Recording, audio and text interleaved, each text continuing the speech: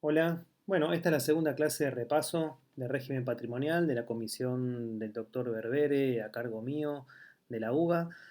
Hoy lo que vamos a ver es el régimen patrimonial del matrimonio. Vamos a repasar lo que ustedes estuvieron analizando, viendo, leyendo ya en base al cronograma.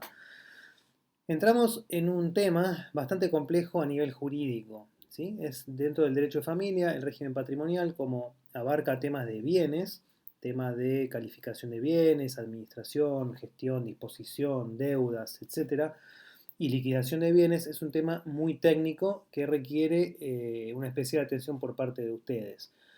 Yo voy a obviar toda la parte histórica de los tipos de régimen de bienes. Vamos a decir solamente que un régimen de bienes es un conjunto de normas que regula relaciones económicas, patrimoniales entre cónyuges y terceros. Son dos momentos, dos situaciones distintas. Entre cónyuges durante el matrimonio y luego de la disolución y frente a terceros desde el matrimonio hasta incluso momentos ulteriores de la partición o liquidación de bienes. Entonces, lo que vamos a ver es un breve repaso de o tres, en realidad, tres momentos históricos que tuvimos en nuestra legislación. En primer término, Vélez, cuando se elabora el Código Civil, contempló un régimen de comunidad, lo llamó sociedad conyugal. ¿Sí? Este término que aún hoy sigue generando bastantes complicaciones y dudas. Lo llamó régimen de sociedad conyugal en el cual contempla una comunidad de bienes en cabeza del marido. Había un único administrador, un único titular, un único responsable por las deudas, que era el marido. Era un régimen de comunidad de ganancias. En este esquema, la mujer era incapaz, de hecho, la mujer casada, por lo tanto, todos los bienes estaban en cabeza del marido, administraba, disponía, era responsable frente a terceros. Este esquema, llamado sociedad conyugal, tuvo la primer reforma o la primer gran modificación en el año 1926 con la Ley de Derechos Civiles de la Mujer. ¿Qué estableció esta ley? El principio general era igual que antes, era un régimen de comunidad, seguía todo tal cual. La excepción eran los bienes reservados de la mujer. La mujer casada que trabajaba, ejercía una actividad honesta, decía la ley, industrial o profesional, si se oponía a que los bienes que ella adquiría con el producto de esta actividad los administrara, los manejara el marido, se reservaba a ella la administración. Tenía que, de alguna manera, romper o terminar con este mandato tácito de administración en cabeza del marido. También, y lo principal también de esta, o una principal característica de esta ley, fue el establecimiento de una separación de responsabilidad. Por primera vez, cada cónyuge era titular y responsable de las deudas que contraía, frente a terceros, con algunas excepciones que tenían que ver, lo vamos a ver más adelante, cuando veamos tema de responsabilidad frente a terceros, algunas excepciones en cuanto al hogar conyugal, los gastos del hogar, las necesidades del hogar, la educación de los hijos, la conservación de los bienes comunes, pero en principio había una separación de responsabilidad por primera vez. Esto se mantuvo así hasta la ley 17711, en la cual se estableció una gran modificación a todo el régimen del Código Civil y en especial al régimen patrimonial. Esta ley lo que estableció fue una total separación de titularidad, administración y responsabilidad. Obviamente con grandes excepciones que tenían que ver con el asentimiento conyugal frente a determinados actos y las mismas excepciones que mencioné recién frente a los acreedores. Es decir, había libre administración, no había más comunidad, no había unidad de masa en cabeza del marido, había titularidad separada, administración separada, con excepciones, ¿no? Pero administración separada, responsabilidad separada. No voy a entrar a discutir o analizar, lo podemos ver más adelante, si subsistía o no la ley 11357 y siete y la interpretación que había en base a lo que se llamó cargas de la sociedad conyugal y demás. Eso lo vamos a ver más adelante, pero por ahora tengan en cuenta que esta ley lo que estableció fue una total separación de dos patrimonios distintos, el del marido y el de la mujer. Más adelante, con la ley de matrimonio igualitario, ya no se habló de marido y mujer, sino de cónyuges, pero este fue el sistema o el esquema que subsistió hasta la sanción del nuevo Código Civil. Este nuevo Código Civil tiene como característica principal que por primera vez, en cuanto al régimen patrimonial, se puede elegir el régimen. Se puede elegir, aparte del régimen de comunidad, un régimen de separación de bienes. Vemos que en el medio hay un régimen primario, que vamos a ver más adelante, que es común a ambos regímenes. Es común al régimen de comunidad y al régimen de separación. Y al final, este círculo del final, de abajo de todo, presenta un esquema de compensaciones económicas que también se pueden solicitar independientemente de qué régimen yo adopte. Todo esto es un esquema, un panorama inicial que ya vamos a ir profundizando. En este esquema entonces vamos a ir avanzando con lo que son las convenciones matrimoniales.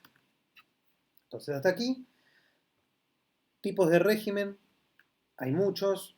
Nuestro código adoptó el régimen de comunidad o de sociedad conyugal, fue avanzando, se fueron separando las responsabilidades y las titularidades y toda la gestión también fue siendo separada.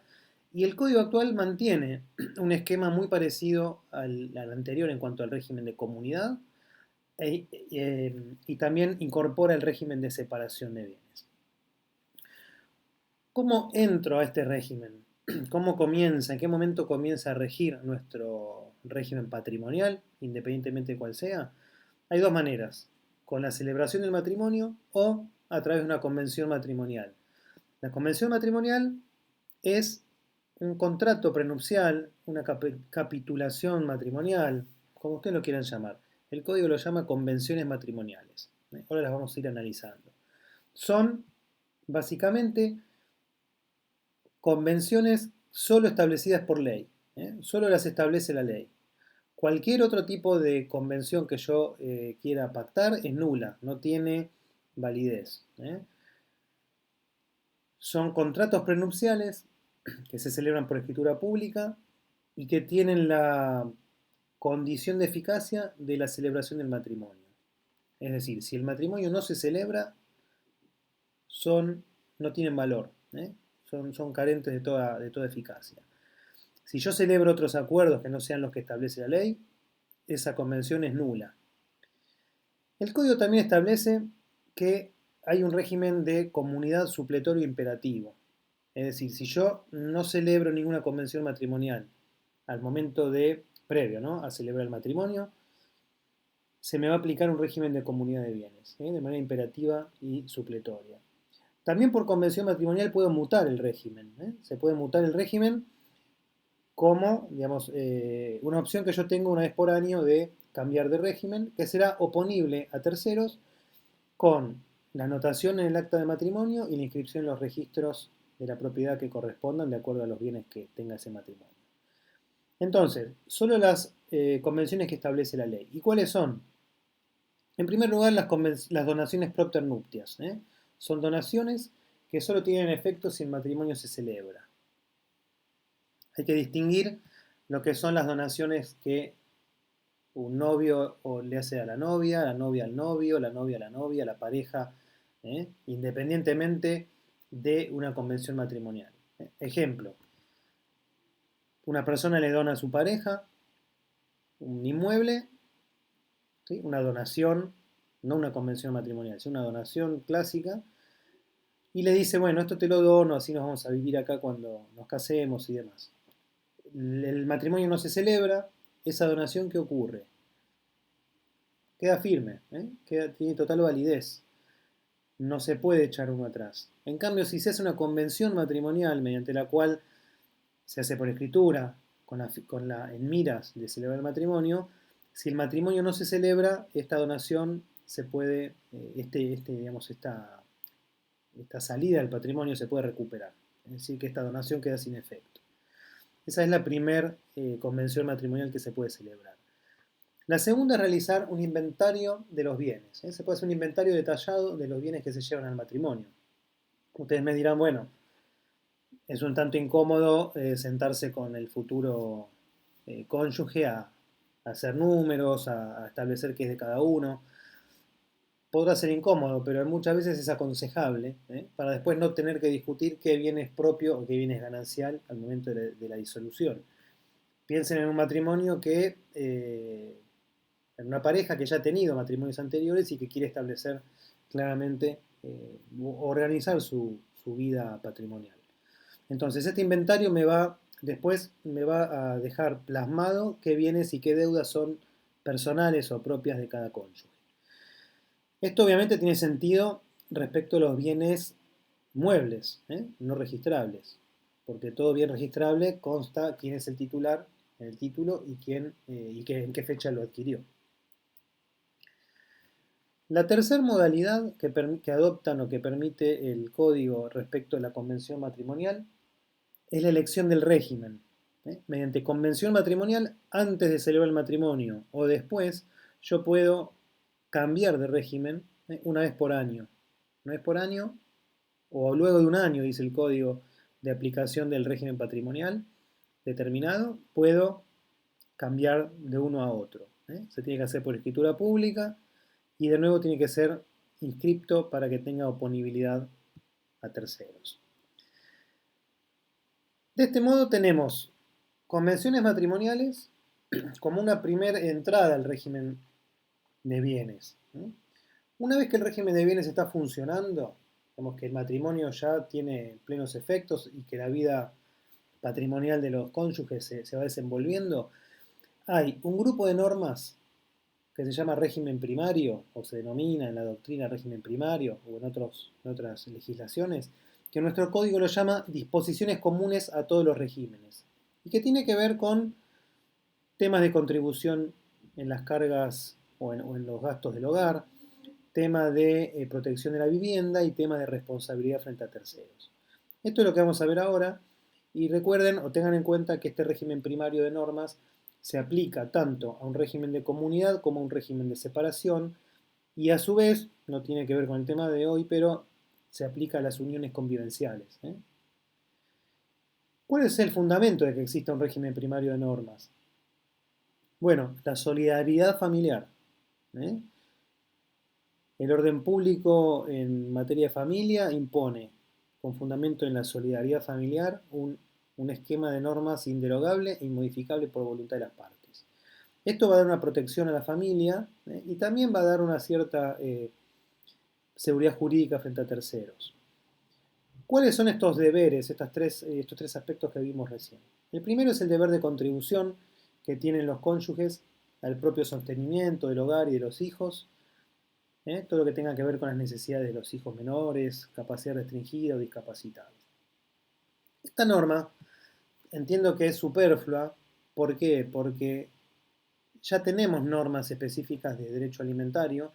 Existe la obligación alimentaria entre cónyuges durante la separación de hecho, incluso después del divorcio. Existe la obligación alimentaria a favor de los hijos y existe la obligación alimentaria a favor de los parientes. Por lo tanto, este deber de contribución tiene su regulación específica para poder ser exigido. La vivienda familiar es otro de los pilares de diría que es el principal, junto a la responsabilidad frente a terceros, pero es la principal protección que tiene la familia hoy en el Código Civil y Comercial. Esta protección de la vivienda implica que hay actos que necesitan el asentimiento conyugal para poder ser realizados y que si no se obtiene este asentimiento, ni siquiera por vía judicial, es decir, si un cónyuge lo realiza, actos de disposición, gravamen, trasladar bienes fuera de la vivienda familiar y demás, son anulables. Si se omite el asentimiento, son anulables. Esto no hay que confundirlo con un régimen de protección de la vivienda que está establecido en el Código Civil y Comercial, allá por los artículos 200 y pico, que es muy similar al régimen de bien de familia derogado. Es decir, la vivienda, hay que distinguir tres cosas.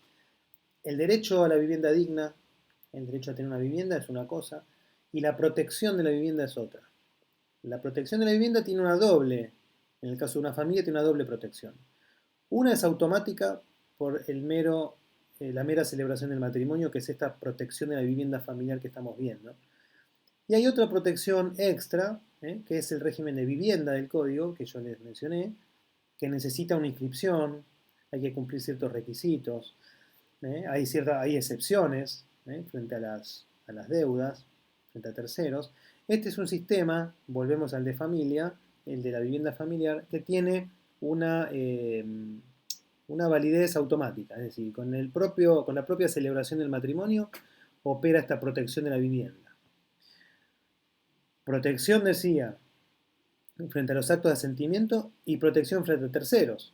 Ustedes ven aquí al final de esta enunciación que ven en pantalla, la inejecutabilidad por deudas contraídas después. Es decir,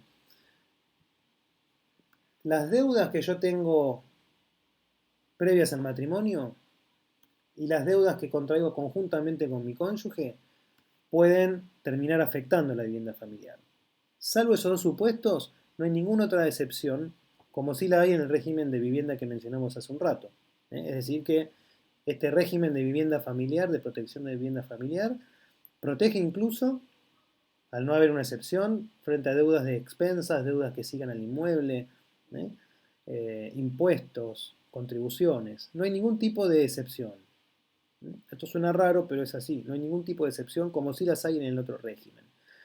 Después podemos profundizar en otra clase o en otro momento, o con algún otro artículo de mi autoría o con otros colegas que hemos publicado, que hemos estudiado este tema, algunas cuestiones relativas a la constitucionalidad o no de pensando en el acreedor, de este esquema de protección. Finalmente tenemos una tercer pata de este régimen primario, que es la responsabilidad solidaria de ambos cónyuges frente a terceros. Hay ciertas deudas, habíamos dicho que había separación de responsabilidad, pero hay ciertas deudas por las cuales responden ambos cónyuges de manera solidaria y tienen que ver con las necesidades del hogar y el sostenimiento y educación de los hijos comunes. Necesidades ordinarias del hogar. Va a haber que determinar qué es una necesidad del hogar y si esa necesidad es ordinaria o no. Esto va a tener que ver con determinar el nivel de vida de ese matrimonio. Y está en cabeza del acreedor probar que es una necesidad del hogar para ejecutar al otro cónyuge que no contrajo la deuda de manera solidaria. El tema es complejo porque además, cuando veamos régimen de comunidad, vamos a ver que hay otra protección extra respecto a los bienes gananciales registrables y hay otro esquema de responsabilidad intermedio entre esta solidaridad y la separación que vimos al principio. Es un tema complejo el tema de las deudas, pero les quiero anticipar esto para redondear un poco la idea. El principio es que un cónyuge no responde por las deudas del otro. La primera excepción es que responde con sus bienes gananciales para la reparación de los gananciales. Y el tercer supuesto es este que estamos viendo, que tiene que ver con la responsabilidad solidaria por este tipo de deudas que acabamos de mencionar. Es un tema para estudiar más en profundidad y en detalle, simplemente por ahora sepan que existe responsabilidad solidaria por ciertas deudas. Después hay tres capas de responsabilidad distintas cuando entremos a analizar cada régimen. Hasta aquí vimos entonces un sistema de convención matrimonial y vimos un esquema, un núcleo de normas que es común a todos los regímenes, que es indisponible y que no se pueden apartar los cónyuges. Ahora vamos a entrar al régimen de comunidad. Simplemente quiero dejar 2 o 3 ideas para en una próxima clase empezar a hablar de lo que es la calificación de los bienes. Decíamos que no había más sociedad conyugal hace rato, decíamos que no había régimen de comunidad, pero el código lo sigue llamando comunidad. Quizás es un desacierto, podemos estar o no de acuerdo con esta calificación, pero lo concreto es que hay un régimen de comunidad. Sepamos que aunque el código diga que hay una comunidad, en la práctica no hay tal. Hay separación de titularidad, de administración y de responsabilidad. Esta comunidad en realidad se va a formar al momento de la disolución. ¿Cuál es el fundamento de esta de este régimen de comunidad que se va a ver plasmado en la ganancialidad que vamos a ver ahora a continuación. No hay un régimen de comunidad técnicamente, por más que el código lo diga. No hay unidad de masa, no hay unidad de administración, no hay unidad de responsabilidad. Entendemos que, como se decía Vidal Taquini, decía hace ya unos 50 años con la reforma de la 17711, cuando dijo que no había más sociedad conyugal, él entendió que había un régimen de separación con participación de ganancias. Y nosotros entendemos, yo entiendo, siguiendo también la línea del doctor Berbere, que en su momento era miembro de la cátedra del doctor Vidal Taquini, siguiendo esa línea de pensamiento, que sigue habiendo una separación con participación en las ganancias. La comunidad como tal no existe, la sociedad conyugal como tal no existe. Y pese a que esto es reiterado en el código, vale la pena aclararlo una y otra vez, porque sigue dando confusión entre estudiantes, abogados y distintos operadores jurídicos. Entonces, aclarado esto, volvemos al régimen de comunidad. ¿Cuándo comienza este régimen de comunidad? Dijimos hace un rato, con la celebración del matrimonio o mediante convención matrimonial, convención celebrada luego del matrimonio, una vez que pasó un año del régimen de separación. Recordemos que si yo me caso y no digo nada, no opto por ningún régimen, se me aplica la comunidad. Al año puedo cambiar por la separación. Y al año puedo volver a cambiar por la comunidad. Y así indefinidamente, no hay un límite establecido en la ley. Y llegamos al final de esta, o casi al final de esta clase o charla de hoy. Es fundamental grabarse esto a fuego. Hay dos tipos de bienes en la comunidad, bienes propios y gananciales. Que sea un bien ganancial no quiere decir que sea de los dos.